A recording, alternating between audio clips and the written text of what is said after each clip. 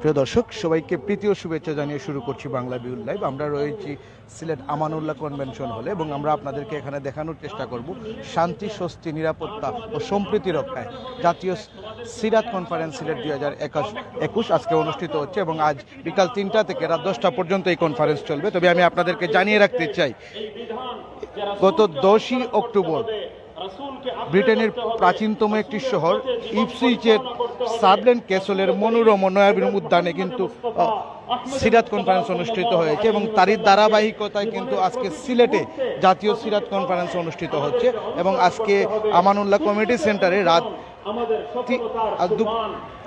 এখন 3টা থেকে রাত 10টা পর্যন্ত, বিকাল 3টা থেকে রাত 10টা পর্যন্ত এই জাতীয় সিরাত কনফারেন্স চলবে। আসলে আল খায়ের ফাউন্ডেশন ও ইকরা টিভি গ্রুপ ইউকের যৌথ উদ্যোগে কিন্তু এই জাতীয় সিরাত কনফারেন্স অনুষ্ঠিত হচ্ছে। আমরা এখন রয়েছি আমানুল্লাহ কমিউনিটি সেন্টারে এবং সরাসরি আপনাদেরকে এই যে সিরাত কনফারেন্স অনুষ্ঠিত হচ্ছে তার যে উদ্বোধনী অনুষ্ঠান রয়েছে সেই উদ্বোধনী অনুষ্ঠানে আপনাদেরকে নিয়ে যেতে চাই। তাহলে প্রিয় দর্শক, সবাই আমাদের সাথে থাকুন এবং সবাই জাতীয় সিরাত কনফারেন্স যে অনুষ্ঠিত হচ্ছে সেটি আপনারা দেখুন এবং সবাই এসে এই কনফারেন্সে যোগদান করুন। এই নির্দেশনাই আমাদেরকে দেওয়া হচ্ছে যে চলায় ফেরায়, উঠায় বসায়, ব্যক্তিগত জীবনে, পারিবারিক জীবনে, সামাজিক জীবনে, ব্যবসা বাণিজ্যে, লেনদেন এবং এগ্রিমেন্টস, এছাড়া আমাদের জাতীয় জীবন, আন্তর্জাতিক জীবন, রাজনৈতিক জীবন, জীবনের এমন কোনো দিক নেই, এমন কোনো বিষয় নেই আমি কাপড় কিভাবে পরব, মাথা থেকে নিয়ে পা পর্যন্ত আমার অবয়ব কিভাবে হবে, আমি ঘুমাবো কিভাবে, ঘুম থেকে উঠবো কিভাবে, চলাফেরা করব কিভাবে, খানা কিভাবে খাবো, প্রতিবেশীর সঙ্গে কিভাবে আমি ব্যবহার করব, আমি আমার অমুসলিম সাথী যারা আছে, অমুসলিম নেইবার যারা আছে তাদের সঙ্গে আমি কিভাবে ব্যবহার করব, মুসলমান নাগরিকদের সাথে আমার সুব্যবহার কিরকম হবে, অমুসলিম নাগরিক যারা আছে তাদের সঙ্গে শান্তিপূর্ণ সহাবস্থানের ব্যবস্থা আমি কিভাবে অবলম্বন করব। মোট কথা, দুনিয়ার জীবনের প্রত্যেকটা দিক নিয়ে আল্লাহর নবী সাল্লাল্লাহু আলাইহি ওয়াসাল্লামকে আমাদেরকে অনুসরণ করতে হবে। অনুকরণের ব্যাপারে আল্লাহ তাআলা কোনো সীমাবদ্ধতা রাখেননি, কোনো সংকীর্ণতা রাখেননি। জীবনের কোনো একটা দিক নিয়ে এটাকে খাস এবং বিশেষায়িত করা হয়নি যে শুধু ইবাদতের মধ্যে আমরা নবীজি সাল্লাল্লাহু আলাইহি ওয়াসাল্লামকে অনুসরণ করব। যদি তাই হয় আল্লাহর হুকুম, যদি এই হুকুম হয় আল্লাহর যে আল্লাহর সঙ্গে যদি তোমরা মহব্বতের দাবি রাখো, আল্লাহর সঙ্গে ভালোবাসার দাবি যদি তোমাদের অন্তরে হয়, قل إن كنتم تحبون الله فاتبعوني يحببكم الله, তাহলে আল্লাহর সঙ্গে ভালোবাসার দাবিতে সত্যবাদী হওয়ার দাবি প্রমাণ স্বরূপ তোমাদেরকে নবীজির অনুসরণের মাপকাঠিতে, নবীজির অনুসরণের পরীক্ষায় তোমাদেরকে উত্তীর্ণ হতে হবে। নবীজির অনুকরণের পরীক্ষায় যদি তোমরা উত্তীর্ণ হতে পারো তবেই আল্লাহর ভালোবাসার দাবি যথার্থ প্রমাণিত হতে পারে, আর না হয় আল্লাহর সঙ্গে ভালোবাসার দাবি কোনোভাবেই সঠিক প্রমাণিত হতে পারে না। এজন্য যদি এটাই আল্লাহর হুকুম হয় যে আল্লাহর ভালোবাসা তখনই প্রমাণিত হবে যখন নবীজিকে আমরা অনুসরণ করতে পারবো। আল্লাহ যখন বলছেন আমাকে অনুসরণ করো, আমার নবী হযরত মুহাম্মদ সাল্লাল্লাহু আলাইহি ওয়াসাল্লামকে তোমরা অনুসরণ করো, মুহাম্মদ সাল্লাল্লাহু আলাইহি ওয়াসাল্লাম যা কিছু নিয়ে এসেছেন তা তোমরা অনুসরণ অবশ্যই করবে। যদি এই হুকুম হয় তাহলে এই হুকুমের উপর আমল আমরা কিভাবে করতে পারি, এই নির্দেশনার উপর আমরা আমল কিভাবে করতে পারি, এই নির্দেশনার উপর আমল তখনই সম্ভব হবে যখন আমরা সিরাত চর্চা করব। নবীজির মহান জীবন আদর্শ নিয়ে আলোচনা আমাদের জীবনে অব্যাহত থাকবে। সিরাতুন নবী সম্মেলন অনুষ্ঠান আয়োজন করা হবে এবং সারা দুনিয়ায় সিরাতের আলোচনা, নবীর সুন্নাতের আলোচনা, নবীর জীবন আদর্শের আলোচনা, নবীর জীবনের খুঁটিনাটি প্রত্যেকটি বিষয়ের আলোচনা যদি অব্যাহত না থাকে, যদি এই সিরাত মহাসম্মেলনের আয়োজন না হয়, জাতীয় সিরাত কনফারেন্সের আয়োজন না হয়, সারা দুনিয়া ব্যাপী সিরাত চর্চার একটা অবাধ পরিবেশ যদি তৈরি না করা হয়, তাহলে এই হুকুমগুলোর উপর আমল আমাদের পক্ষে সম্ভব নয়। আমি ইমাম কাসিম সাহেব দামাত বারাকাতুহুমকে অন্তরের অন্তঃস্থল থেকে ধন্যবাদ জানাবো। পুণ্যভূমি সিলেটবাসীর পক্ষ থেকে, আমাদের সিলেট শহরের পক্ষ থেকে, জামিআতুল খায়র আল ইসলামিয়ার পক্ষ থেকে, এমনকি পুরো বাংলাদেশের পক্ষ থেকে, আর ইকরা টিভি ইকরা বাংলা টিভির দর্শকদের পক্ষ থেকে আমি তাকে ধন্যবাদ জানাবো।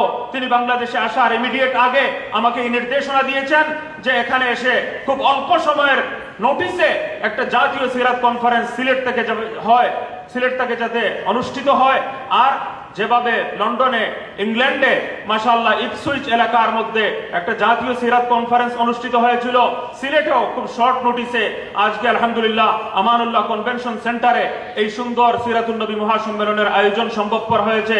আমি এক্ষেত্রে প্রোগ্রামের শুরুতেই আমাদের জামিয়াতুল খায়র আল ইসলামিয়ার সম্মানিত ভাইস প্রিন্সিপাল হযরত মাওলানা শাহ মোহাম্মদ নজরুল ইসলাম সাহেবকে অন্তরের অন্তঃস্থল থেকে ধন্যবাদ মুবারকবাদ জানাই, এবং জামিয়াতুল খায়র আল ইসলামিয়ার নাজিবে তালিমাত মাওলানা আব্দুল মুক্তাদির এবং অন্যান্য আসাতিজায়ে কেরাম, শিক্ষক মণ্ডলী যারা দিন রাত পরিশ্রম করে মেহনত করে যারা এই প্রোগ্রামকে সফলতার মুখ দেখিয়েছেন আর এই প্রোগ্রামকে সাফল্যমণ্ডিত করে তুলেছেন। এছাড়াও যারা মেহনত এবং পরিশ্রম করেছেন বিভিন্ন মিডিয়ার মাধ্যমে, বিভিন্নভাবে সোশ্যাল মিডিয়ায় শেয়ার করে অন্যদেরকে দাওয়াত দিয়ে গাড়ি যুগে এখানে তশরিফ এনে যারা এই প্রোগ্রামকে সাকসেসফুল করেছেন, আমি তাদের সকলের প্রতি প্রোগ্রামের শুরুতেই অন্তরের অন্তঃস্থল থেকে ধন্যবাদ মুবারকবাদ জ্ঞাপন করছি। সবার জন্য দোয়া করছি আল্লাহ তাআলা যেন হযরত মুহাম্মদুর রাসূলুল্লাহ সাল্লাল্লাহু আলাইহি ওয়াসাল্লামের শাফাআত যেন সবার জন্য আল্লাহ তাআলা নসিব করেন, এবং এই প্রোগ্রামের কে যেন আল্লাহ তাআলা সবার জন্য সদকায়ে জারিয়া স্বরূপ যেন অব্যাহত রাখেন, এর ফায়দা যেন সারা বিশ্বব্যাপী ছড়িয়ে পড়ে। আমি সকলের প্রতি আবারও শ্রদ্ধা ভালোবাসা ব্যক্ত করে এবং আপনাদের সবার শুকরিয়া আদায় করে আমার উদ্বোধনী কথা এখানেই শেষ করছি। জাযাকুমুল্লাহু খায়রান। আসসালামু আলাইকুম ওয়া রাহমাতুল্লাহি ওয়া বারাকাতুহু।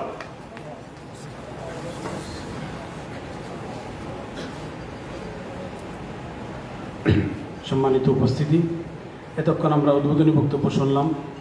এ পর্যায়ে উদ্বোধনী সেশনের সভাপতির বক্তব্য নিয়ে আসছেন আজকের এই জাতীয় সিরাত কনফারেন্সের কোঅর্ডিনেটর জামিয়াতুল খায়র ইসলামিয়া সিলেটের সম্মানিত ভারপ্রাপ্ত মহাপরিচালক হযরত মাওলানা শাহ মোহাম্মদ নজরুল ইসলাম দামাত বরকাতুহু। হুজুরকে উদ্বোধনী সেশনের সভাপতির বক্তব্য পেশ করার জন্য আহ্বান জানাচ্ছি।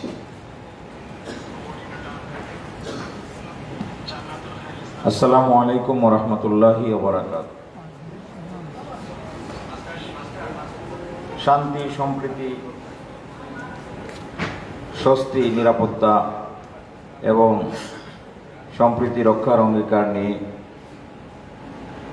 আজকের জাতীয় সিরাত কনফারেন্স 2021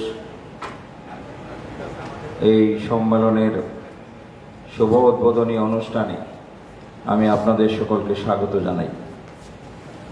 আপনারা ইতিমধ্যে দেখেছেন যে আল খায়র ফাউন্ডেশন এবং ইকরা টিভি গ্রুপ এর যৌথ উদ্যোগে এবং জামিয়াতুল খায়র আল ইসলামিয়ার সহযোগিতায় এই অনুষ্ঠান হতে যাচ্ছে। আমরা অফলাইনে এবং অনলাইনে যে পরিমাণ সাড়া পেয়েছি, এতে আমরা ধারণা করছি যে আমাদের এই হলে মানুষের সংকলন হবে না। এই জন্য আমরা বাহিরেও যাতে করে লোকজন আসলে ওনারা বক্তব্য শুনতে পারেন এবং দেখতে পারেন সেই ব্যবস্থায় যাচ্ছি। আমরা যে সমস্ত বক্তাদেরকে দাওয়াত করেছি, আমি এই বিষয়ে দু চারটি কথা বলে শেষ করব যে এটা অন্যান্য আলোচনা সভা অথবা ওয়াজ মাহফিলের মতো নয়।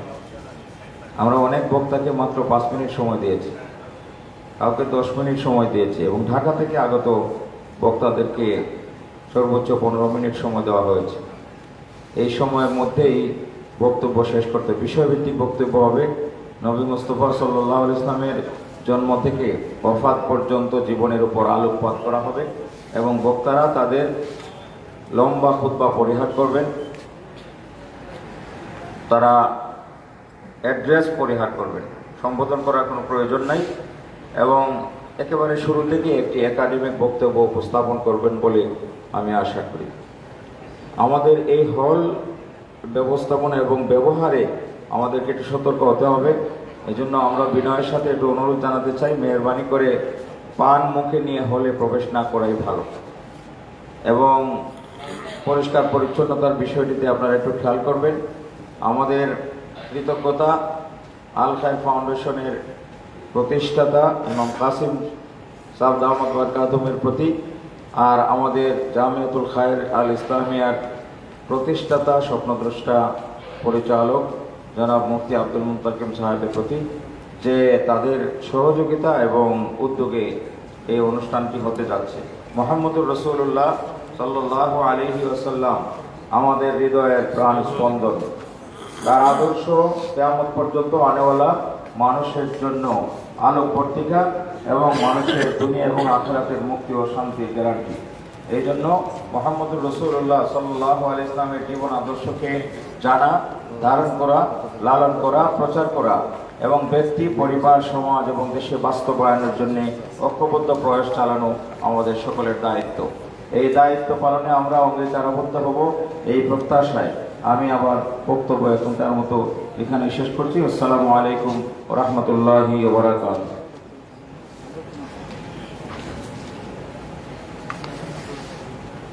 সম্মানিত উপস্থিতি, আমরা উদ্বোধনী সেশন এখানেই শেষ করলাম। এ পর্যায়ে আমাদের ধারাবাহিক আলোচনার পালা।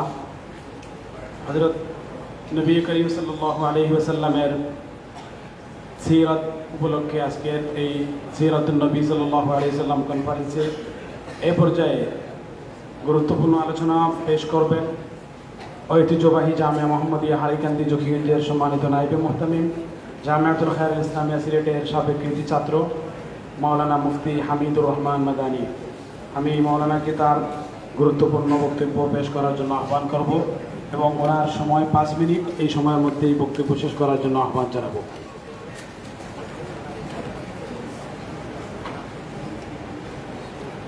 السلام عليكم ورحمة الله تعالى وبركاته.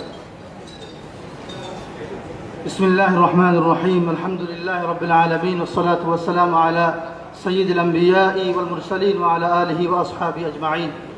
قال الله سبحانه وتعالى بعد أن أقول أعوذ بالله من الشيطان الرجيم بسم الله الرحمن الرحيم. يا أيها الناس إنا خلقناكم من ذكر وأنثى وجعلناكم شعوبا وقبائل لتعارفوا. وقال رسول الله صلى الله عليه وسلم إن الله اصطفى كنانة من ولد إسماعيل واصطفى قريشا من كنانة واصطفى من قريش بني هاشم واصطفاني من بني هاشم أو كما قال عليه الصلاة والسلام.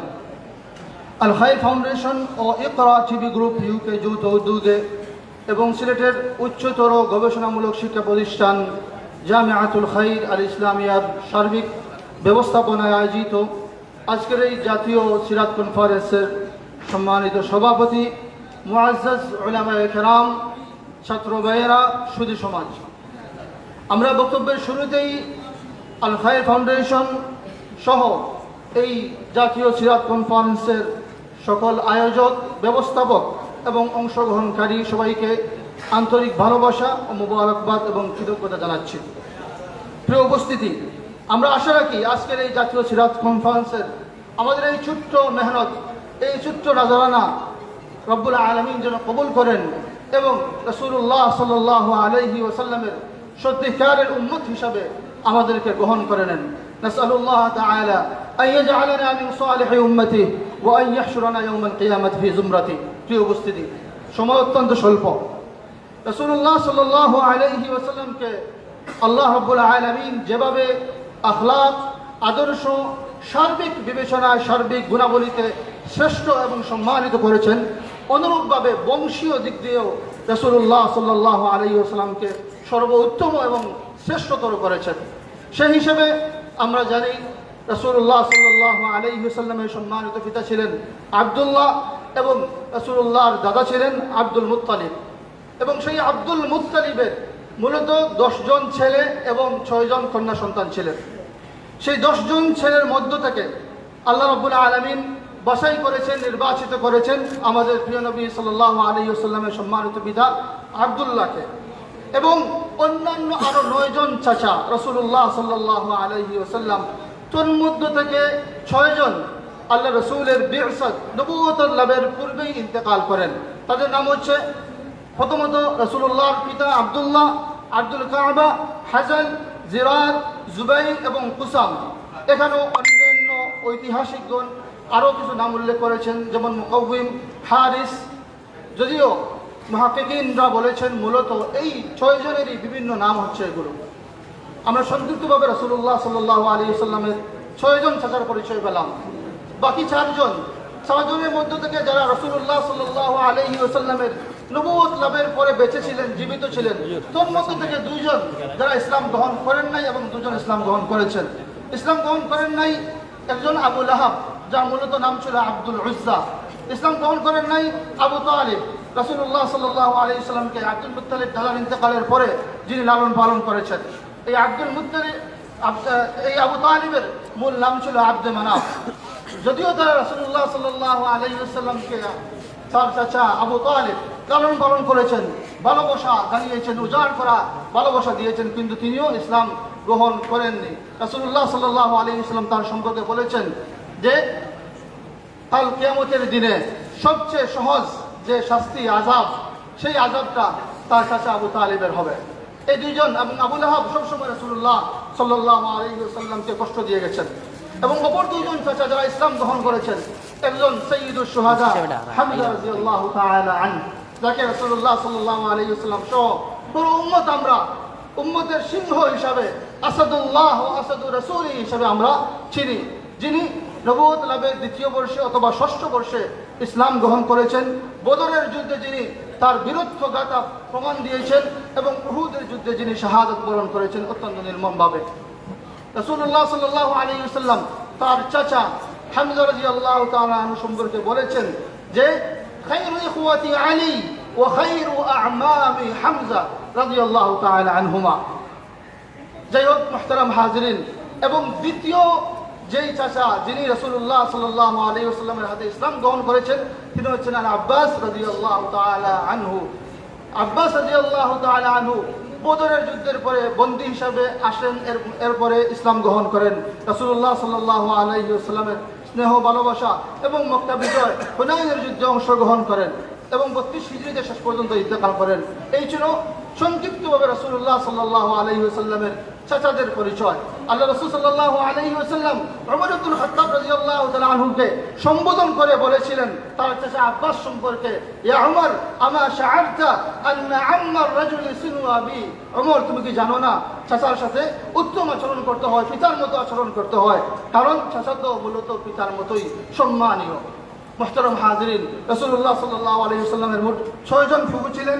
এই 6 জন ফুফুর মধ্য থেকে আল্লাহ রাসূল সাল্লাল্লাহু আলাইহি ওয়াসাল্লামের বিআরসাত তথা নবুয়ত লাভের পূর্বেই ইন্তেকাল করেন বাররা এবং ইন্তেকাল করেন উম্মে হাকাম বাইদা, এবং রাসূলুল্লাহ সাল্লাল্লাহু আলাইহি ওয়াসাল্লামের বিআরসাতের পরেও বাঁচে ছিলেন আতিকা, বাররা এবং আনওয়া। তাদের ইসলাম গ্রহণের ব্যাপারে উলামায়ে কেরামের মধ্যে বিভিন্ন মতভেদ পাওয়া যায় এবং বিশেষত সর্বশেষ যে ফুফু সাফিয়া রাদিয়াল্লাহু তাআলা আনহা, তিনি ইসলাম গ্রহণ করেছিলেন এবং সাহাবী হিসাবে হিজরত করেছিলেন মদিনায়।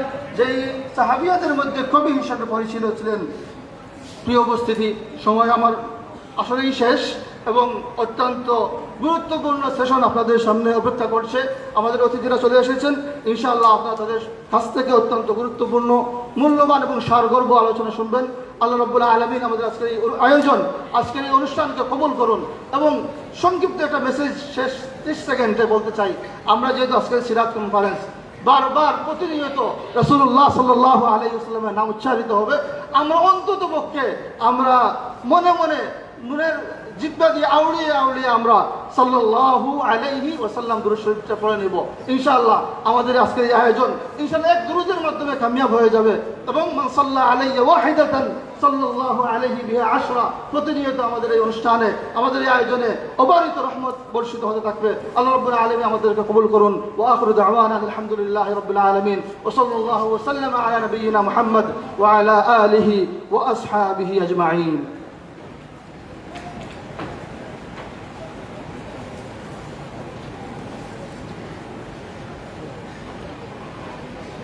শান্তি, স্বস্তি, নিরাপত্তা ও সম্প্রতি প্রতিষ্ঠায় জাতীয় সিরাত কনফারেন্স সিলেট 2021-এর প্রথম অধিবেশনের কার্যক্রম চলতেছে।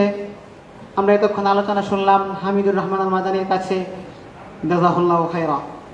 উপস্থিত সুধী, কনফারেন্সের এ পর্যায়ে আমরা গুরুত্বপূর্ণ আলোচনা শুনব জামিয়াতুল খায়র আল ইসলামিয়া সিলেটের উস্তাদুল ফিকহ ওয়াল ইফতা ফজিলাতুশ শেখ মুফতি আব্দুল কাদির মাসুম হাফিজাহুল্লাহ হযরতকে তার নির্ধারিত বিষয়ের উপর আলোচনা করার জন্য সনির্বন্ধ অনুরোধ জ্ঞাপন করছি।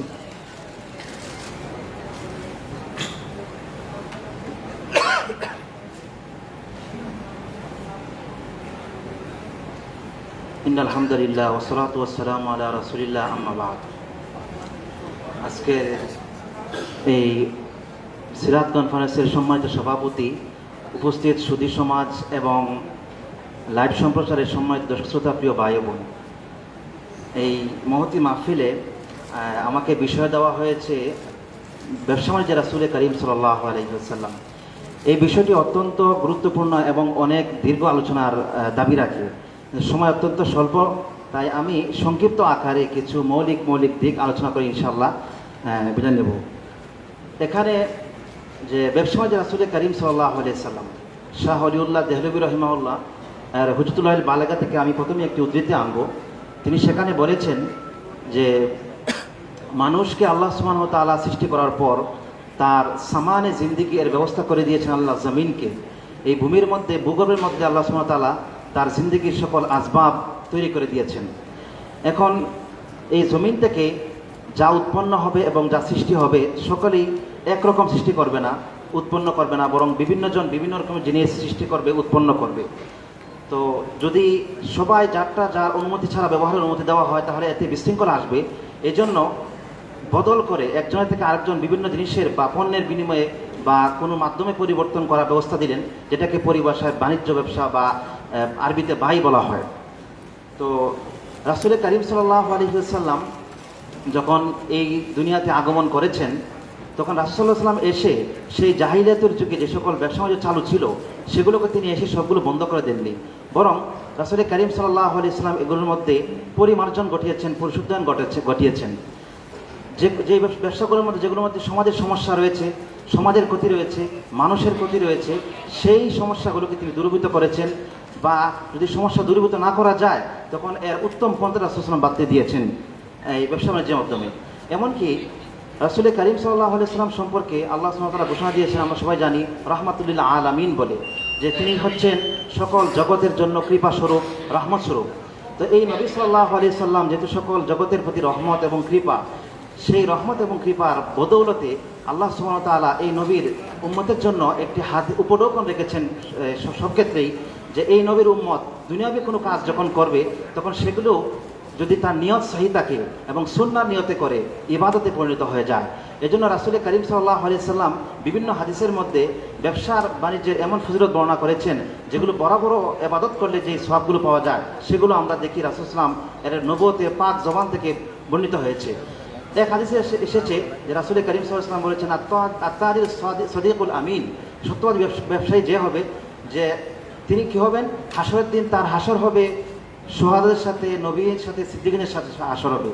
আরেক হাদিসে রাসূল করিম সাল্লাল্লাহু আলাইহি ওয়াসাল্লাম বলেছেন যে আত-তাজির সদিক তাহতা জিল্লা আরশিল্লাহ, যে সত্যবাদী যে ব্যবসায়ী হবে তার হাসরের দিন আরশের নিচে তার স্থান হবে। এভাবে আমরা নবুয়তের পাক জবান থেকে বিভিন্ন রকমের ব্যবসার ফজিলতের কথা পাই। এখানে আমি খাদিজা রাদিয়াল্লাহু তাআলা আনহার যে ব্যবসার করেছেন রাসূল সাল্লাল্লাহু আলাইহি ওয়াসাল্লাম, অথবা চাচা আবু তালেবের সাথে রাসূল সাল্লাল্লাহু আলাইহি ওয়াসাল্লাম যে সিরিয়া শামে গিয়েছিলেন ব্যবসার উদ্দেশ্যে, সেই ঘটনাগুলো এখানে আনবো না, বরং এখানে আমি রাসূল সাল্লাল্লাহু আলাইহি ওয়াসাল্লামের একটা ভিন্ন ব্যবসার ক্ষেত্রে রাসূল সাল্লাল্লাহু আলাইহি ওয়াসাল্লামের ভিন্ন একটা দিক উল্লেখ করতে চাচ্ছি। আমরা জানি যে বর্তমান যারা সিরা নিয়ে গবেষণা করেন, তারা সিরা গবেষণা করতে গিয়ে তারা নতুন 5টা অধ্যায়, নতুন 5টা দিক তারা উন্মোচন করেছেন। তারা সিরাকে 5টা ভাগে ভাগ করেন। একটা হচ্ছে সারদুস সিরা, অর্থাৎ গতানুগতিক রাসূল সাল্লাল্লাহু আলাইহি ওয়াসাল্লাম সম্পর্কে যা বর্ণিত হয়েছে সেগুলো বর্ণনা করে যাওয়া। আরেকটা হচ্ছে ইবারুস সিরা, সিরা থেকে আমরা কি শিক্ষা পেলাম, এই নিয়ে হচ্ছে গবেষণা, এবং এই নিয়ে অনেক বইপত্র লেখা হয়েছে। রাসূল সাল্লাল্লাহু আলাইহি ওয়াসাল্লামের প্রত্যেকটা জীবনের, দাম্পত্য জীবন হোক, ব্যক্তি জীবন হোক, যুদ্ধের ক্ষেত্রে হোক, সব ক্ষেত্রে রাসূল সাল্লাল্লাহু আলাইহি ওয়াসাল্লাম এর শিক্ষা এখান থেকে কী বের হয়ে আসে সেই নিয়ে আলাদা গবেষণা হচ্ছে, এই নিয়ে বই পুস্তক হচ্ছে। রাসূল সাল্লাল্লাহু আলাইহি ওয়াসাল্লামের সিরাতের আরেকটা এখন দিক উন্মোচন হচ্ছে ফিকহুস সিরা। এই বিষয়টা নিয়ে সর্বপ্রথম মুহাম্মদ আল গাযালি রাহিমাহুল্লাহ তিনি এটা নিয়ে বই লিখে গেছেন, এবং ইমাম ইবনুল কাইয়িমের কিতাবের মধ্যে এর আমরা অনেক রেফারেন্স পাই বা অনেক তথ্য পাই এই ব্যাপারে। ফিকহুস সিরা নিয়ে আলাদাভাবে কাজ হচ্ছে। এভাবে আমরা সিরার আরেকটা দিক হচ্ছে নাকদুস সিরা, সিরাত সম্পর্কে রাসূল সাল্লাল্লাহু আলাইহি ওয়াসাল্লামের জীবন মধ্যে মুস্তাশরিকিনের পক্ষ থেকে বা আদাউল ইসলামের যারা শত্রু, যারা বিদ্বেষ যারা পোষণ করে, তাদের পক্ষ থেকে অনেক ইসলামের মধ্যে অনেক বানোয়াট বর্ণনা ঢুকেছে, অনেক ভুল জাইফ বর্ণনা ঢুকেছে, সেগুলোর উপর পর্যালোচনা করা হয়। এটাকে নাকদুস সিরা বলা হয়। এই নিয়ে আলাদাভাবে গবেষণা হয়। আরেকটা নতুন এখন দিক উন্মোচিত হচ্ছে, সেটা হচ্ছে ফালসাফাতুস সিরাত দর্শন।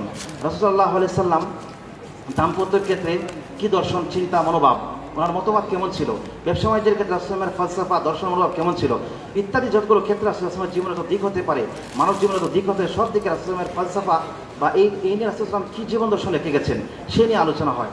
তো এইভাবে আমরা মোট 5টা বর্তমান গবেষণায় পাই আলোচনা সিরাতের বিভিন্ন দিকের। তো এখানে আমি ফালসাফাতুস সিরা হিসেবে যে রাসূল সাল্লাল্লাহু আলাইহি সাল্লাম ব্যবসা বাণিজ্যের ক্ষেত্রে আমাদের জন্য কি দর্শন রেখে গেছেন। এই পৃথিবীর বুকে যেহেতু মানুষের রিজিক, যেটা মানুষের যে অন্ন বা অর্থ, সেই ব্যাপারে রাসূল সাল্লাল্লাহু আলাইহি ওয়াসাল্লাম বলেছেন 9 রিজকি ফি তিজারা। রাসূল সাল্লাল্লাহু বলেছেন মানুষের রিজিকের 10 ভাগের 9 ভাগই হচ্ছে ব্যবসার মধ্যে। সেই হিসেবে সমস্ত পৃথিবী ব্যবসা বাণিজ্য এবং অর্থনীতির উপরেই চলমান। তো এই ব্যবসা সম্পর্কে রাসূলুল্লাহ সাল্লাম আমাদের জন্য, এই উম্মতের জন্য কি মৌলিক দর্শন রেখে গেছেন সেটা সম্পর্কে আমি সংক্ষিপ্ত করে, যেহেতু সময় কম, অতি স্বল্প, সংক্ষিপ্ত আকারে আমি শুধু পয়েন্টগুলো উল্লেখ করে যাব। রাসূল সাল্লাল্লাহু আলাইহি সাল্লাম কী দর্শন রেখে গেছেন, ব্যবসা বাণিজ্যের ক্ষেত্রে মৌলিক দর্শন কী আমাদের জন্য দিয়ে গেছেন এবং তিনি কী চিন্তা রেখে গেছেন, সেই সম্পর্কে শেখুল ইসলাম আল্লামা তাকি উসমানী হাফিজাহুল্লাহ সহ আরও অনেকে আলোচনা করেছেন তাদের বিভিন্ন গ্রন্থের মধ্যে।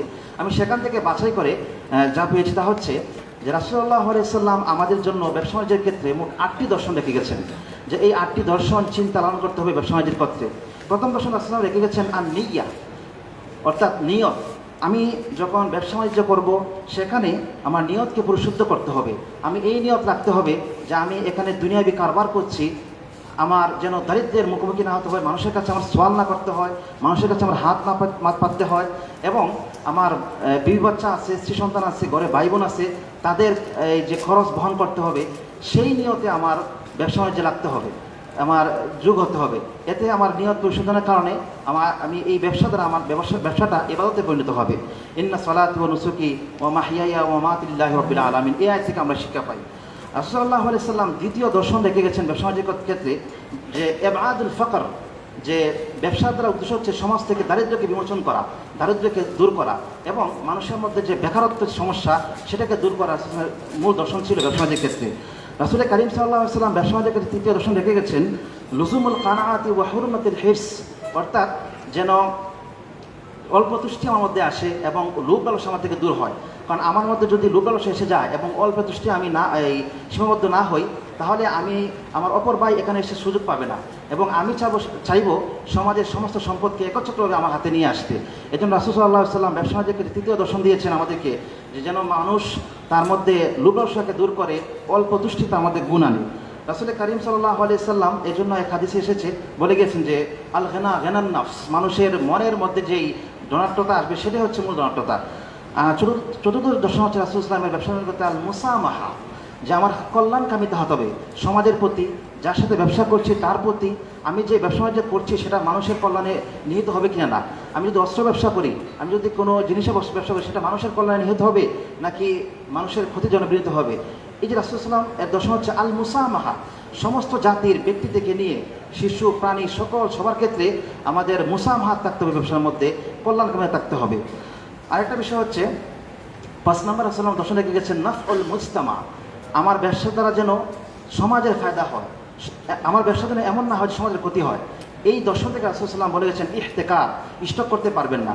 এই যে আমাদের করোনার সময় দেখা গেছে যে পেঁয়াজের দাম বেড়ে গেছে, লবণের দাম হঠাৎ করে বেড়ে গেছে স্টকের কারণে।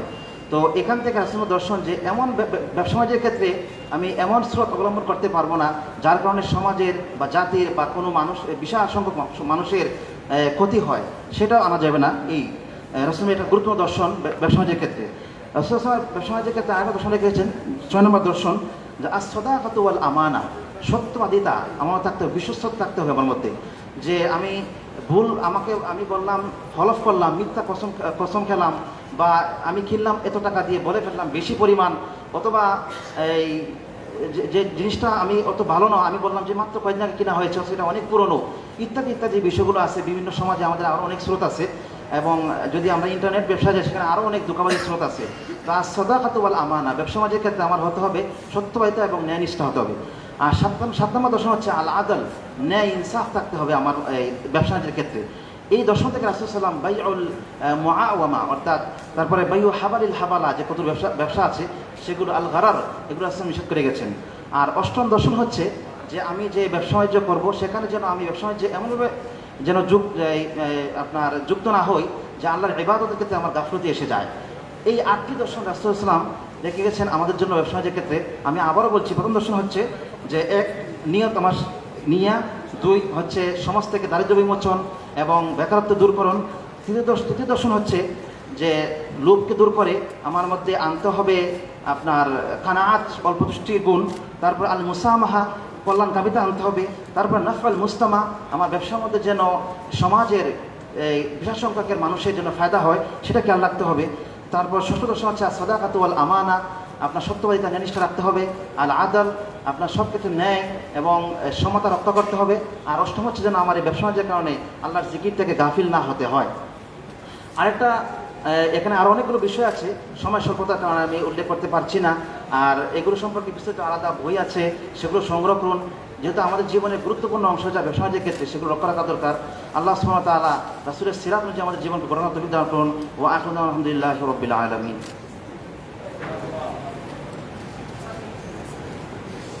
সম্মানিত সুধীমণ্ডলী, আমি সকল আলোচকবৃন্দের দৃষ্টি আকর্ষণ করব আমাদের নির্ধারিত সময়ের মধ্যে যেন আমরা আলোচনা শেষ করি।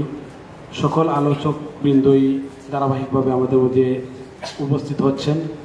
আমরা দেখতে পাচ্ছি আমাদের মাঝে ইতিমধ্যে এসে উপস্থিত হয়েছেন সিলেটের সাংবাদিকতা জগতের উজ্জ্বল নক্ষত্র, প্রবীণ সাংবাদিক, দৈনিক সিলেট ডাক পত্রিকার সম্মানিত নির্বাহী সম্পাদক, বিশিষ্ট লেখক ও গবেষক জনাব আব্দুল হামিদ মানিক সাহেব। আমি এ পর্যায়ে আজকের এই মাহফিলে গুরুত্বপূর্ণ বক্তব্য পেশ করার জন্য আহ্বান জানাচ্ছি জনাব আব্দুল হামিদ মানিক সাহেবকে।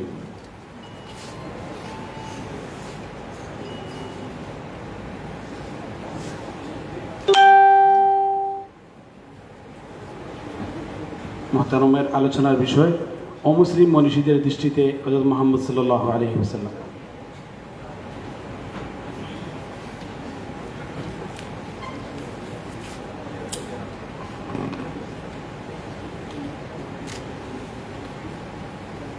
বিসমিল্লাহির রহমানির রহিম।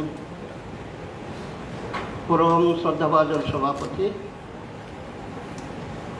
উপস্থিত উলামায়ে কেরাম, শিক্ষার্থীবৃন্দ, বিশিষ্ট আলোচকবৃন্দ, আসসালামু আলাইকুম ওয়া রাহমাতুল্লাহ।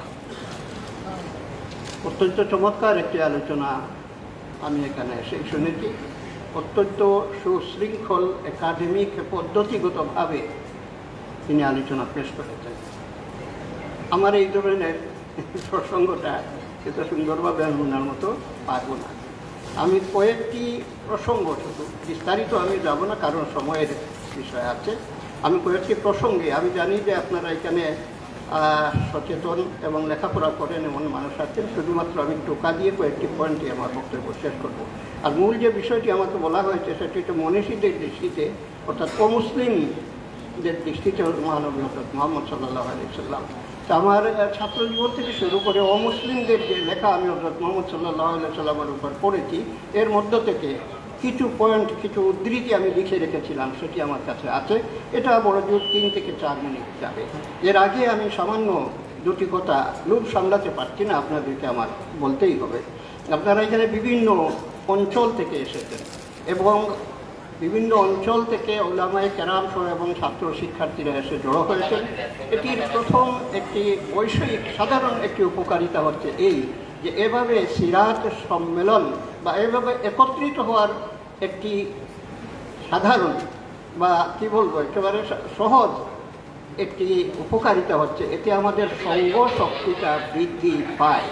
অর্থাৎ আমাদের মনে হয় যে আমি যে ধ্যান ধারণায়, আমি যে চিন্তা চেতনায় আছি, আমি সেই চিন্তা চেতনায় একক না, বরং আমার সঙ্গে আরও অনেকেই আছেন। এটি হচ্ছে সঙ্গ শক্তি। এই সঙ্গ শক্তিটা আমাদেরকে এই সমাজে ইনসাফ প্রতিষ্ঠার ক্ষেত্রে সহায়তা করে। আজকে এখানে যে আমাকে সুযোগ দেওয়া হয়েছে কথা বলার জন্য, এই জন্য আমি আল খায়ের ফাউন্ডেশন এবং ইকরা টিভি গ্রুপ যারা এটা অর্গানাইজ করেছেন এবং এখানে যারা ব্যবস্থাপনার দায়িত্ব নিয়েছেন তাদের সবাইকে আমি মোবারকবাদ জানাচ্ছি। আর আমার মতো একজন নালায়েককে এখানে সুযোগ দিয়েছেন। আমার কোনো যোগ্যতা নেই, এখানে যারা উপস্থিত আছেন আমি দেখতে পাচ্ছি বিশ্বনবী হযরত মুহাম্মদ সাল্লাল্লাহু আলাইহি সাল্লাম তার দর্শন এবং তার জীবন এবং তার আদর্শ তিনি যেটা রেখে গেছেন এ সম্পর্কে আমি যা বলবো এর চাইতে অনেক ভালো ভালো বলার মতো মানুষ এখানে আপনারা আছেন। আমার সে যোগ্যতা নাই, তারপরও আমি কিছু শারীরিক দুর্বলতা নিয়েই আপনাদের খেদমতে এসে হাজির হয়েছি, আহ্বানে সাড়া দিয়েছি, কারণ আপনাদের কাছ থেকেই আমি শুনেছি সোহবতে সালেহ সালেহ কোনার। আমি বলেছি কিছু পয়েন্ট শুরু। আমরা যে সময়ে এখন বসবাস করছি এই সময়টা কেমন? এই সময়টা আমরা মধ্যযুগ বলে সেই সময়টাকে সমালোচনা করি, কিন্তু তখন কি এতটা হানাহানি মারামারি হিংসা এটা বেশি ছিল? এখনকার বাস্তব অবস্থা যেটা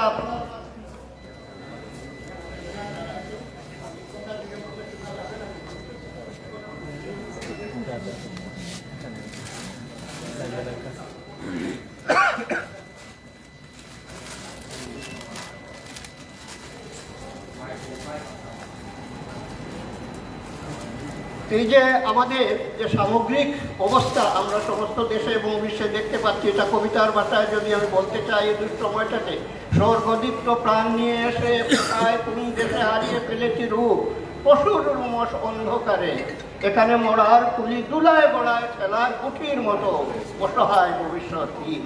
কিংবা মাহমুদ বলেছেন পাশব কেশর ওড়ে অনাচারী বিষয়ী নখর নষ্ট করে গাছ পাতা নারী শিশু জনতা শহর। এই বাস্তবতা আরেকজন কবি মানুষ কেন যে মানুষের প্রতি ধরিয়াছে হেন জমের মূর্তি, তাই ভেবে কবি না পায় ফুর্তি দমে যায় তার মুখ। এই যে দুঃসময় এবং দুঃসহ একটি অবস্থা, এই অবস্থা থেকে বেরিয়ে আসতে হলে বিশ্বনবী হযরত মুহাম্মদ সাল্লাল্লাহু আলাইহি সাল্লামের আদর্শকে আমাদের জীবনে অনুসরণ করতে হবে এবং সেই আদর্শটা আমাদের সমাজে প্রতিষ্ঠিত করার জন্য আমাদেরকে সচেষ্ট থাকতে হবে। নৈতিক এবং মানবিক মূল্যবোধ এবং ইসলামের যে মানবাধিকার এবং যে শিক্ষা আপনারা একমত হবেন এবং কেউ ভিন্ন মত প্রকাশ করতে পারবে না। অমুসলিমরাও এটা বলে যে মহানবীর নীতি যদি সমাজে প্রতিষ্ঠিত করা যায় তাহলে অবশ্যই আমরা যে শান্তি এবং সমাজে যে অবস্থাটা চাই সেই অবস্থাটা প্রতিষ্ঠিত হবে। আরেকটি প্রসঙ্গে একটু দৃষ্টি আকর্ষণ করি আপনাদের। বর্তমানে বেশ আলোচিত হচ্ছে সাম্প্রদায়িকতা প্রসঙ্গটি। সাম্প্রদায়িকতার একটি সংজ্ঞা আছে। একটি নির্দিষ্ট সম্প্রদায়ের অন্তর্ভুক্ত হওয়ার কারণে অন্য সম্প্রদায়ের মানুষের প্রতি ঘৃণার দৃষ্টি কিংবা অন্য সম্প্রদায়ের মানুষের প্রতিসাধনের যে মানসিকতা সেটা হচ্ছে সাম্প্রদায়িকতা। আমরা হুজুর আকরাম সাল্লাল্লাহু আলাইহি সাল্লামের জীবন যদি দেখি এবং তার শিক্ষার হাদিসের দিকে যদি আমরা দৃষ্টিপাত করি, আপনারা সেই বিদায় হজের ভাষণ এমনকি মদিনা সনদ থেকে শুরু করে আপনারা হাদিস এবং মহানবী সাল্লাল্লাহু আলাইহি সাল্লামের জীবন আমার চাইতে অনেক বেশি জানেন, তাহলে দেখতে পাবো যে এই বিশ্বে সর্বপ্রথম মানবিক এবং মানবাধিকার এবং সাম্প্রদায়িক সম্প্রীতি মুহাম্মদ সাল্লাল্লাহু আলাইহি সাল্লাম প্রতিষ্ঠিত করেছিলেন। ইসলাম যদি সাম্প্রদায়িকতার সমর্থক হতো তাহলে সেই খুলাফায়ে রাশিদার যুগ থেকে শুরু করে আমাদের এই উপমহাদেশে মুঘল আমল পর্যন্ত অন্য কোনো ধর্মাবলম্বী থাকতে পারত না। সবাইকে মুসলিম বানানোর মতো ক্ষমতা এই এখানকার শাসকদের এবং মুসলমান শাসকদের ছিল। অন্যকে জোর করে আমরা বা ইসলাম এই শিক্ষা দেয়নি যে আমাদের ধর্মে আমরা নিয়ে আসবো, তবে হ্যাঁ আপনি দ্বীনের দাওয়াত অন্যকে দিবেন কিভাবে সেই নীতিটাও পবিত্র কুরআন এবং হুজুর আকরামের জীবন থেকে আমরা পাই। উদউ ইলা সাবিলি রাব্বিকা বিল হিকমাতি ওয়াল মাউইজাতিল হাসানা। আমরা এইভাবেই আল্লাহর পথে এবং ন্যায়ের পথে মানুষকে ডাকবো। আমরা জানি যে এই ন্যায়ের পথে এবং একটি আদর্শ সুষ্ঠু মানবিক একটি আদর্শ ছিল বলেই মুসলমানরা সমস্ত বিশ্বে নেতৃত্ব দিয়েছে। আমরা জানি ইতিহাসে আমি যাচ্ছি না, সেই নেতৃত্বের আসন থেকে এখন মুসলমানরা অনেক দূরে সরে গেছে। সেখানে যদি আবার আসতে হয় সবাই আমরা চাই যে বিশ্বের নেতৃত্ব এবং বিশ্বে ইসলামী একটা আদর্শ প্রতিষ্ঠিত হোক, তাহলে কি করতে হবে আমাদের?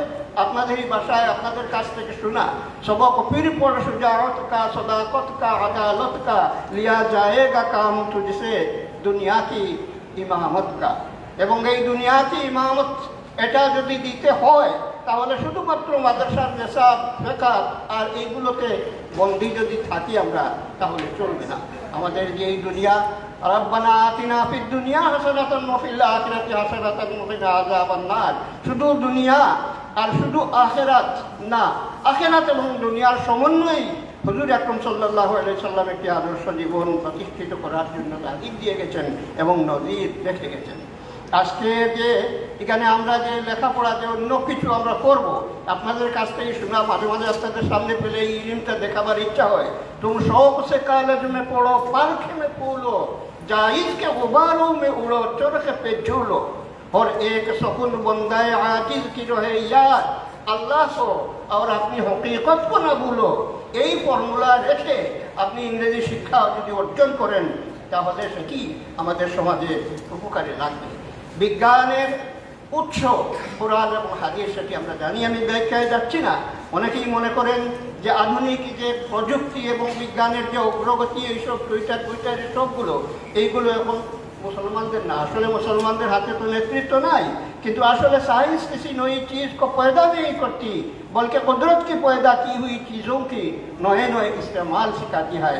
হুজুর আকরাম সাল্লাল্লাহু আলাইহি সাল্লামের যুগে এই ধরনের প্রযুক্তি এবং এতটা অগ্রসর মানব জাতির সভ্যতা ছিল না, কিন্তু সেখানেও আমরা হাদিসে এবং কোরআনে যে সূত্রগুলো পাই এগুলো বিজ্ঞান সমর্থিত।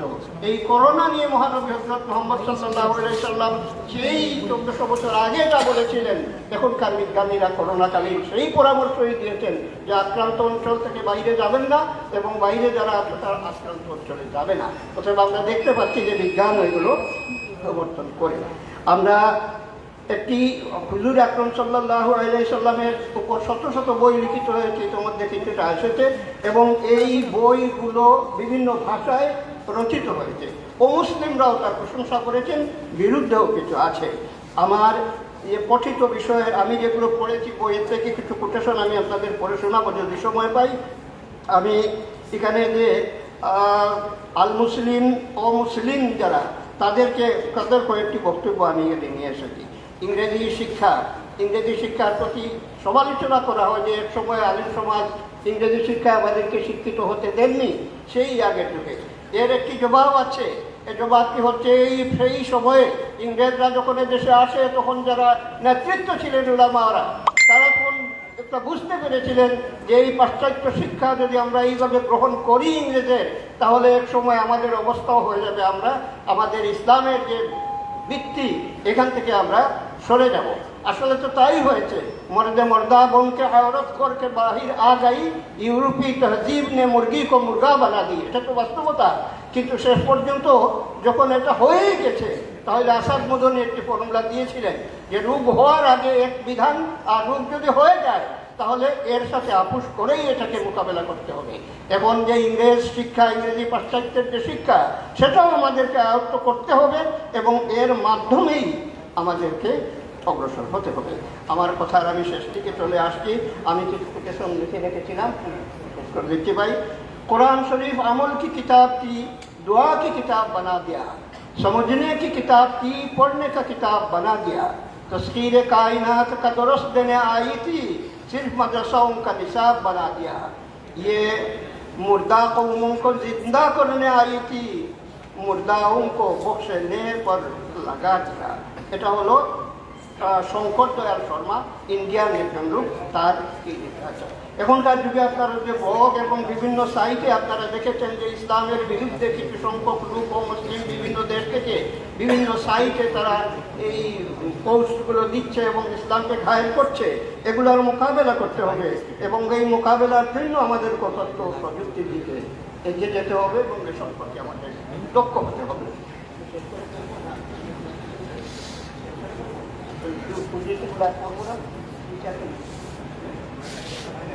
আচ্ছা, তাহলে আমার হাতে কিছু কয়েকজনের ছিল, যেমন এনসাইক্লোপিডিয়ার বক্তব্য ছিল, বায়োলার্সের বক্তব্য ছিল, এবং এগুলা যেহেতু সময় আমি আমার বক্তব্য দিয়ে সময় বেশি নিয়ে গেছে, আপনারা মাফ করবেন।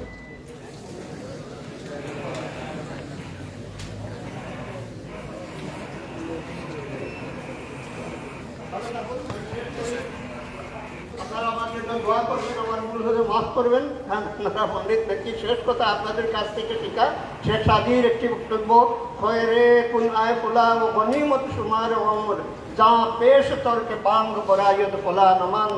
শেষ অমুকের ছেলে অমুক নাই, এই আওয়াজটি বেরিয়ে আসার আগে আসুন আমরা প্রত্যেকে নিজ নিজ অবস্থান থেকে কিছু ভালো কাজ করার চেষ্টা করি।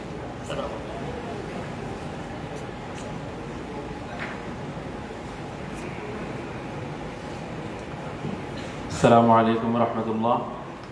আমাদের সম্মানিত বক্তাগণ যারা রয়েছেন তারা ঘন্টার পর ঘন্টা আলহামদুলিল্লাহ আলোচনা করতে পারবেন। প্রোগ্রামটি যেহেতু লাইভ সরাসরি ইকরা বাংলা টিভিতে সম্প্রচার হচ্ছে, আর এখানে এসেও কাউকে নোটিশ দেয়া আমাদের পক্ষে সম্ভব হবে না, এবং বারবার বক্তার সঙ্গে কোনোভাবে যোগাযোগ শ্রোতা দর্শকদের জন্য বিরক্তিকর একটা দৃশ্য। এজন্য খুতবা আপনারা পরিহার করবেন, বরং নিজে নিজেই খুতবা পড়ে নেবেন আর মূল পয়েন্ট আলোচনা করে সংক্ষিপ্ত সময়ের মধ্যে আলোচনা শেষ করা, এটাও একটা কামাল এবং এটা অনেক বড় গুণ। আর আপনারা মোবাইল সাইলেন্টে রাখবেন, ক্যামেরার সামনে দিয়ে আপনারা অতিবাহিত হবেন না। তো খুব খেয়াল রেখে, নীরবতা বজায় রেখে ঠিক সময়ে শুরু করে ঠিক সময়ে শেষ করার, সংক্ষিপ্ত সময়ে শেষ করার চেষ্টা করবেন। জাযাকুমুল্লাহু খায়রান। সম্মানিত উপস্থিতি, এই পর্যায়ে আলোচনা নিয়ে আসছেন ঐতিহ্যবাহী জামিয়া হুসাইনিয়া জেরজেরিপাড়া মাদ্রাসার শেখুল হাদিস হযরত মাওলানা মুশাহিদ কাসিমি দামাত বরকাতুহু।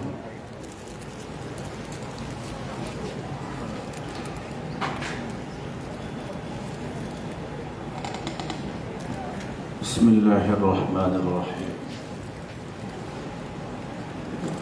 আল খায়ের ফাউন্ডেশন ও ইকরা টিভি গ্রুপের যৌথ উদ্যোগে আয়োজিত জাতীয় সিরাত কনফারেন্সের সমবেত সর্বস্তরের সুধী সমাজ,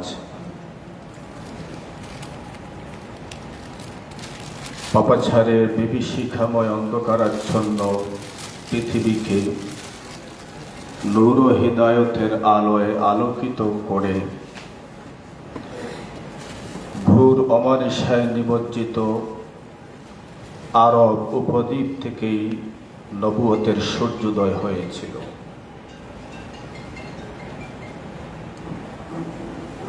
হযরত মুহাম্মদ মুস্তাফা সাল্লাল্লাহু আলাইহি ওয়াসাল্লাম, যার মাধ্যমেই পৃথিবী ফিরে পেয়েছিল তার বসন্ত ফিরে পেয়েছিল তার স্নিগ্ধতা, সেই হিদায়তের আলোর অন্তিম সময়কার কথাগুলো রাসূলের অসুস্থতা এবং ওফাত সম্পর্কে কিছু আলোচনার জন্য আমি আদিষ্ট হয়েছি। রাসূল করিম সাল্লাল্লাহু আলাইহি ওয়াসাল্লামের অসুস্থতার সূচনা হয়েছিল 11 হিজরির 28 অথবা 29 সফর সোমবার দিন থেকে, যখন রাসূল করিম সাল্লাল্লাহু আলাইহি ওয়াসাল্লাম বাকিউল গারকাদে এক জানাজায় অংশগ্রহণ করেছিলেন। ফেরার পথেই রাসূলুল্লাহ সাল্লাল্লাহু আলাইহি ওয়াসাল্লাম মাথা ব্যথায় আক্রান্ত হলেন, সাথে প্রচণ্ড জ্বর ছিল। এই অসুস্থতার সময়টা 13 অথবা 14 দিন ব্যাপী ছিল, যার মধ্য থেকে 11 দিন রাসূলুল্লাহ সাল্লাল্লাহু আলাইহি ওয়াসাল্লাম সাহাবায়ে কেরামদেরকে নিয়ে নামাজ আদায় করেছেন, ইমামত করেছেন। এই অসুস্থতার শেষ সপ্তাহটি ছিল মূল সপ্তাহ আলোচনার দিক থেকে। শেষ সপ্তাহে রাসূলুল্লাহ সাল্লাল্লাহু আলাইহি ওয়াসাল্লাম বুধবার দিনে যখন জ্বর বাড়তে লাগলো, ক্রমেই রোগ বাড়ছিল, প্রচণ্ড ব্যথা অনুভব করছিলেন, রোগের কষ্ট তীব্র থেকে তীব্র আকার ধারণ করেছিল, তখনই রাসূলুল্লাহ সাল্লাল্লাহু আলাইহি ওয়াসাল্লাম তার স্ত্রীগণকে সম্বোধন করে বলছিলেন, আইনা আনা গাদা, আইনা আনা গাদা, আগামীকাল আমি কোথায় থাকব, আগামীকাল আমি কোথায় থাকব। রাসূল সাল্লাল্লাহু আলাইহি ওয়াসাল্লামের জিজ্ঞাসার কারণ অনুধাবন করে নবী পত্নীগণ বললেন, ইয়া রাসূলুল্লাহ, আপনি যেখানে চান সেখানে যেতে পারেন, আপনি যেখানে চান সেখানেই থাকতে পারেন। আজওয়াজে মুতাহহারাতের এই কথার প্রেক্ষিতে রাসূলুল্লাহ সাল্লাল্লাহু আলাইহি ওয়াসাল্লাম শেষ সপ্তাহটি আম্মা জান আয়েশা সিদ্দিকা রাদিয়াল্লাহু তাআলা আনহার গৃহে অবস্থান করলেন। রাসূলের ওফাত প্রাপ্তির 5 দিন পূর্বে বৃহস্পতিবার দিন রাসূলুল্লাহ সাল্লাল্লাহু আলাইহি ওয়াসাল্লাম, বুধবার দিনে রাসূলুল্লাহ সাল্লাল্লাহু আলাইহি ওয়াসাল্লাম খুব বেশি অসুস্থতা বোধ করলেন, বারবার বেহুশ হয়ে যাচ্ছিলেন।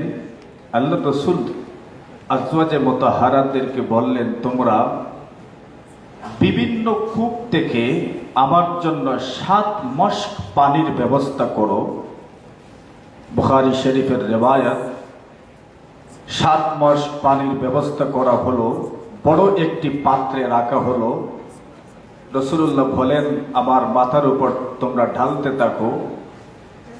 তো সাহাবায়ে কেরাম এই পরিমাণ পানি ঢেলেছিলেন যে শেষ পর্যন্ত রাসূল নিজেই বলেছেন, হাসবুকুম হাসবুকুম, যথেষ্ট হয়েছে, যথেষ্ট হয়েছে, ক্ষান্ত হও আর নয়। এরপরই রাসূল সাল্লাল্লাহু আলাইহি ওয়াসাল্লাম কিছুটা সুস্থতা অনুভব করলেন। পরই জোহরের নামাজে মসজিদে নববীতে হাজির হলেন। জোহরের নামাজের পরই রাসূল সাহাবায়ে কেরামদেরকে সম্বোধন করে বললেন, আইয়ুহান নাস ইলাইয়া। সাহাবায়ে কেরাম রাসূলের চতুর্দিকে জমায়েত হলেন। আল্লাহ রাসূল তখন যে বক্তৃতা করেছিলেন, সেই বক্তৃতার একটি অংশ ছিল, লা'নাতুল্লাহি আলাল ইয়াহুদি ওয়ান নাসারা ইত্তাখাযু কুবুর আমবিয়াইহিম মাসাজিদা।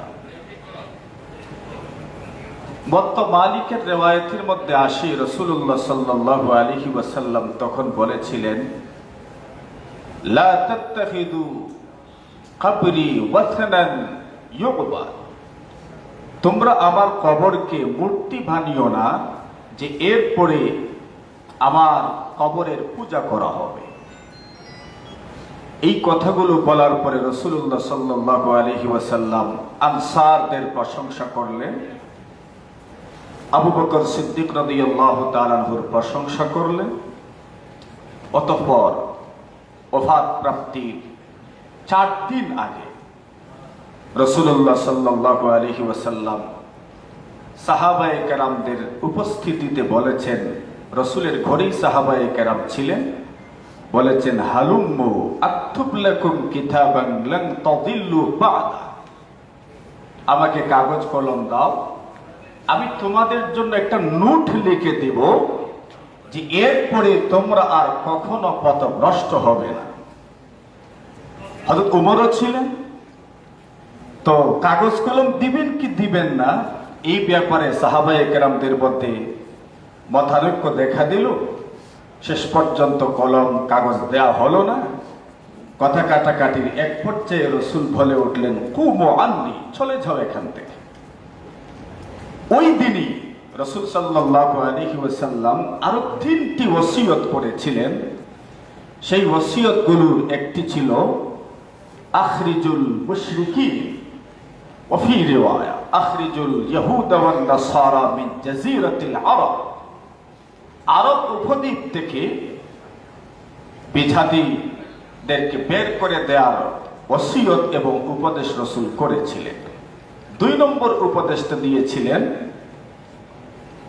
যে তোমরা প্রতিনিধি দল ওফাদ উহুদ যেগুলো আছে, বিভিন্ন ধর্ম বর্ণের মানুষের পক্ষ থেকে যে প্রতিনিধি দলগুলো আসবে, তাদেরকে এমন ভাবে তোমরা আপ্যায়ন করো যেমন ভাবে আমার সময়ে করা। 3য় উপদেশটি কি ছিল বর্ণনাকারী ভুলে গেছেন। হতে পারে রাসূলুল্লাহ কিতাবুল্লাহ এবং সুন্নাত রাসূলকে সুদৃঢ়ভাবে ধরে রাখার ওসিয়ত করেছিলেন, আর না হয় জৈশে উসামা রাদিয়াল্লাহু তাআলা আনহুর বাহিনীর কার্যক্রমকে অব্যাহত রাখার আদেশ প্রদান করেছিলেন, আর না হয় রাসূল বলেছিলেন আসসালাহ ওয়া মা মালাকাত আইমানুকুম, নামাজের প্রতি গুরুত্ব আরোপ করেছেন এবং অধীনস্থ তথা দাস দাসীদের প্রতি মনোযোগী হওয়ার কথা রাসূল বলেছেন। রাসূলের ওয়াফাত প্রাপ্তির তিথির 3 দিন পূর্বে শুক্রবার দিন জাবির ইবনে আব্দুল্লাহ রাদিয়াল্লাহু তাআলা আনহুমা বলেন, আমি রাসূল করিম সাল্লাল্লাহু আলাইহি ওয়াসাল্লামকে তার ওয়াফাতের 3 দিন আগে বলতে শুনেছি, সামিআতু রাসূলুল্লাহ সাল্লাল্লাহু আলাইহি ওয়াসাল্লাম ক্বাবলা মাউতিহি বিথালাস, রাসূলকে 3 দিন আগে বলতে শুনেছি, লা ইয়ামুতু আহাদুম মিনকুম ইল্লা ওয়া ইহসিনু যান্না বিল্লাহ, তোমাদের মধ্যে কেউ যেন আল্লাহর প্রতি সুধারণা না রেখে মৃত্যুবরণ না করে। রাসূলের ওয়াফাতের 2 দিন পূর্বে আল্লাহ রাসূল সাল্লাল্লাহু আলাইহি ওয়াসাল্লাম সাহাবায়ে কেরামদের নামাজ দেখতে গেলেন। আবু বকর সিদ্দিক ইমামত করছিলেন। তখনই আবু বকর সিদ্দিক রাসূলের অবস্থানকে টের পেয়ে একটু পিছন দিকে সরে আসতে চাইলেন। আল্লাহ রাসূল ইঙ্গিত করে বললেন, না, তুমি যেখানে আছো সেখানেই থাকো। অতঃপর সাহাবায়ে কেরামদেরকে বললেন, তোমরা আমাকে তার পাশে নিয়ে বসাও। রাসূলুল্লাহ পাশে বসলেন, নামাজ আদায় করা হলো। রাসূলের ওয়াফাতের 1 দিন পূর্বে রাসূল সাল্লাল্লাহু আলাইহি ওয়াসাল্লাম সাহাবায়ে কেরামদেরকে দেখার জন্য বের হলেন। আল্লাহ রাসূল সাহাবায়ে কেরামের নামাজের এই সুন্দর দৃশ্য দেখে উপভোগ করছিলেন আর মুচকি হাসি দিচ্ছিলেন।